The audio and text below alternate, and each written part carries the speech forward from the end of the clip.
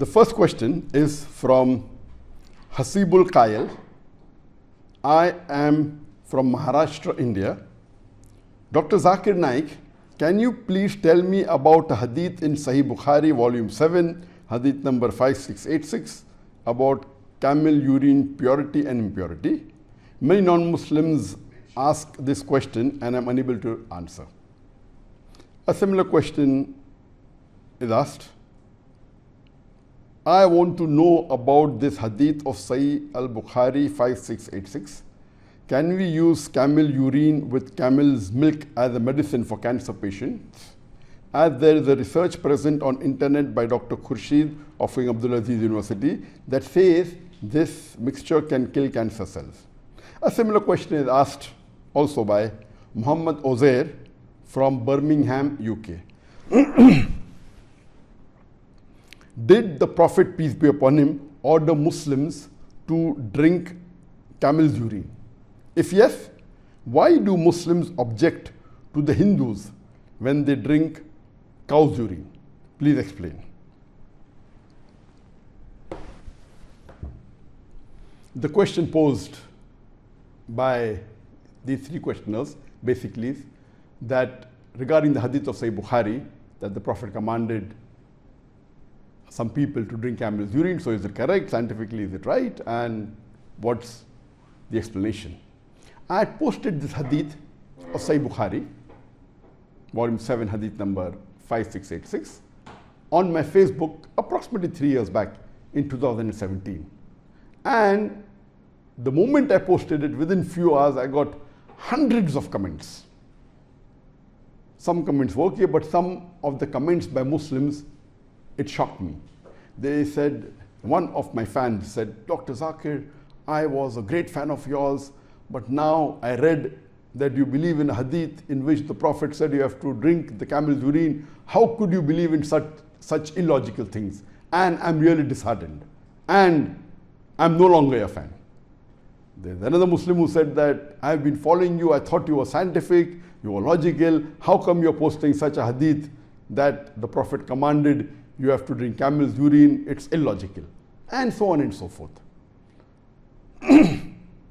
First, I'd like to inform the Muslims that for us Muslims who believe that there is no God but Allah and Prophet Muhammad, peace be upon him, is the messenger of Allah, for us, our number one book of guidance is the glorious Quran. The glorious Quran is the highest for us to follow. It is higher than any other thing. And number two is the authentic hadith. And amongst them, the next book after the book of Allah, the Quran, is the Sahih Bukhari. If someone doesn't understand, or it is difficult for him to understand the hadith or the verse of the Quran, there are ways of asking. A Muslim can ask me saying that, I believe in the Quran, I believe in the hadith, but can you prove to me logically, how does this match with science? I've got no problem. Or someone may ask me the question, and many people did ask on my Facebook, that I'm a believer in Quran, I believe it is correct, but how can I explain this to other Muslims whose iman is low? Or how can I explain this to the non-Muslims? These type of questions are most welcome. But to say that what is mentioned in Sahih Bukhari is wrong, or what mentioned in Quran is wrong because it doesn't match with science, etc., this is unlike of a practicing Muslim. So the guidance given in the Quran in Surah Nahl chapter 16 verse 43 and Surah Anbiya chapter number 21 verse number 7 is Fas'alu ahli zikri in kuntum la ta'lamun. If you don't know, ask the person who is knowledgeable in that field. But for you to disagree what the Quran says or disagree with authentic hadith, especially Sahih Bukhari, it is unlike of a practicing Muslim. And later on I gave the answer on my Facebook, and alhamdulillah all these comments stopped. But I was disappointed that some Muslims, they put Quran and science and logic, they put science and logic higher than the Quran. For us Muslims, highest is the glorious Quran, followed by the authentic hadith, especially hadith of Sahih Bukhari.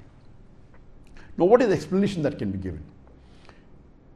We know after we do research that since several centuries ago, and even according to recent research, there are various researches which confirm that there are various benefits for the human being in drinking camel's urine.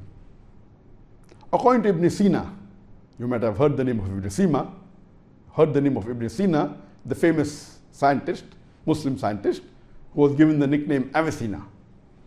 Avicenna is more popular, but his real name is Ibn Sina. He writes, he mentions in the book Zad al-Mad,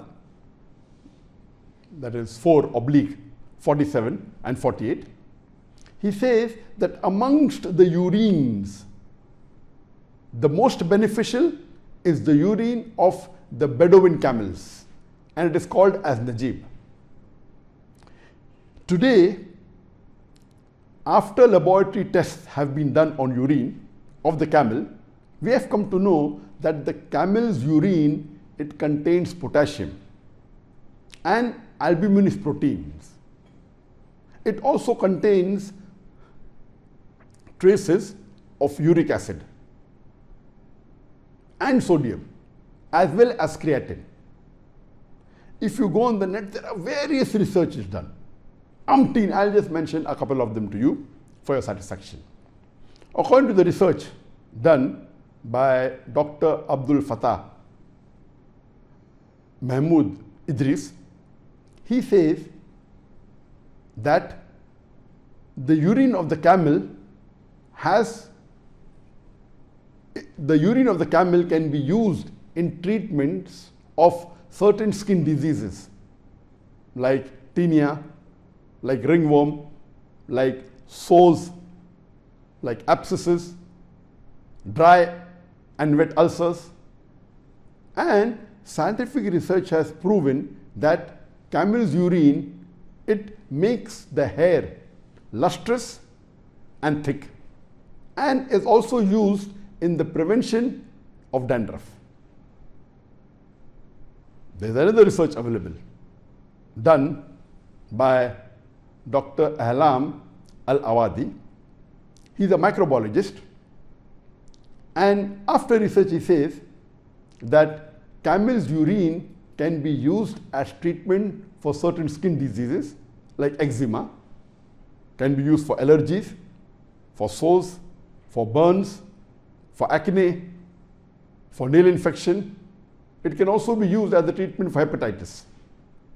And he also says that camel's urine, it makes the hair stronger and thick and can be used as treatment for dandruff. There are various researches in scientific journals also. Time will not permit me to speak about many. I'll give you one more research done by Dr. Fatin Abdurrahman Khurshid. And she has done research and she has proved that the camel's urine can be used in treatment of cancer. And further it's mentioned in the Journal of Cancer Science and Therapy that camel's urine has got anti-cancer properties and can be used in the treatment of cancer. And there are various scientific journals which have testified that camel urine can be used in treatments of skin diseases, treatment of cancer, and various other benefits are there in it. So for a Muslim, without knowing and just saying that I cannot believe in it, it is wrong.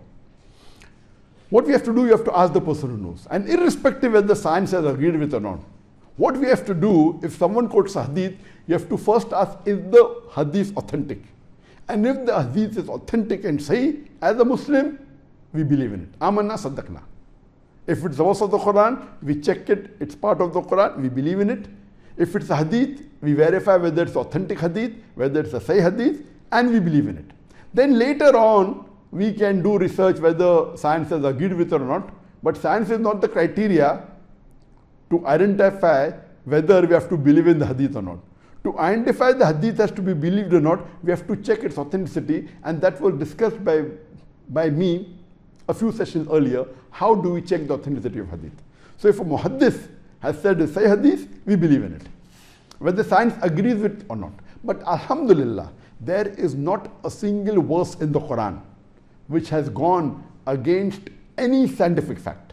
It may go against scientific hypothesis, but not a single verse of the Quran has gone against any established scientific fact, alhamdulillah. And I've given a talk on Quran and modern science which deals with it in great detail. Now coming to the third question, where the questioner asked that why, if Muslims are mocking at the Hindus when they drink the camels, when they drink the cow's urine, then how can we agree with the hadith of the Prophet that we have to drink the urine of the camel? Point number one, let me tell you that Muslims should not mock at the Hindus just because they drink the urine of the camel. According to Ibn Sina, he says that the urine of the camel and the urine of the cow, it is not najis, it is tahir, it is pure. According to the fuqahas, according to Islamic scholars, they say that any animal which is permitted for a Muslim to eat, or any bird which is permitted for a Muslim to eat, that animal or that bird's urine and feces is tahir, it is pure, it is not najis.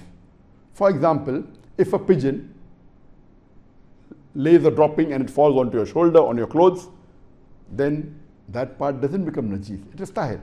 You can take it off, you can brush it off. If it dries, you can wash it, no problem, but it is not najis. Similarly, the urine and feces of all the animals which we are permitted to eat, whether it be goat, whether it be sheep, whether it be camel, whether it be cow, it is not najis. So based on this, according to the fuqahas, according to Islamic scholars, the urine of the cow is not najis. Regarding the claims made by Hindus that it has various medical benefits, etc., that is debatable. I went on the net and I tried to find out the benefits of the urine of the cow. According to any scientific website, I could not find any evidence. Yes, there are many Hindu websites which claims that there are so many medical benefits that can treat so many diseases, but it's not backed up with any proof. It's not backed up with any research which is authentic. It is just words. And drinking of camel's urine is coming down the ages for centuries. Like how drinking of camel's urine is coming down in the Muslim society, down the ages for centuries, and it's a common practice in the Arab lands. Similarly, drinking camel's urine as is common. Drinking camel's urine is common in the Arab world. Drinking cow's urine is common amongst the Hindu culture.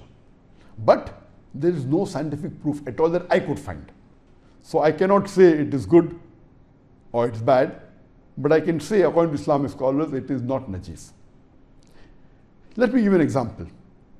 That during the election rally of the Prime Minister of my beloved country, India, Narendra Modi, in 2014, before he came into power as the Prime Minister, in the election rally he said that our country, India, is so advanced. Thousands of years before, they did genetics. And he said, what is mentioned in Mahabharata about Karna, he was born out of the womb of the mother.